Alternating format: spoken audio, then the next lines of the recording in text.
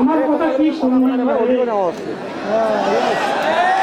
সবাই খালি আমাক শুনে কৃষ্ণ নদীর কাম করি দেব বলে আমার হয়েছে কপাল পোড়া,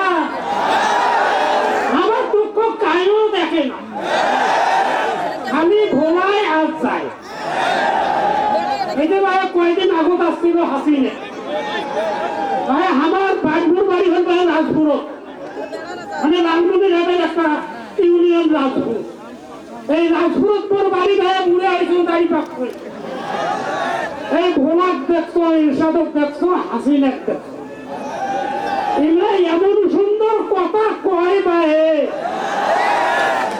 একটা আমার কুলগুলে করে পরি ফসলিয়া যায় আর তিস্তার কাম করে না।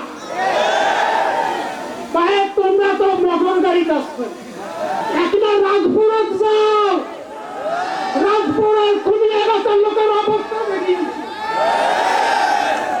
রাজপুর এক সময় রাজপুর ছিল, আজকে ফকিরপুর। ঢাকার থাকেন ভাই রংপুরের কি বুঝবেন, একটা শরৎ যাও, ওই টুকি মানুষগুলোর পাশক যাও।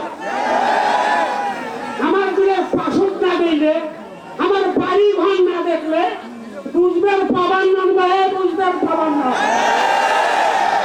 থাকেন তো এসি রুম। এবার ফির অন্তর্বর্তীকালীন সরকার হয়ে আসছে, আমরা ভাই রাজপুর খুলিয়ে গেছে অন্ধকার লালমনির হাট এবং নীলফামারী। সম্মানিত ভাই, আপনার কথা আমরা বুঝতে পেরেছি। অনুরোধ করি ভাই এবার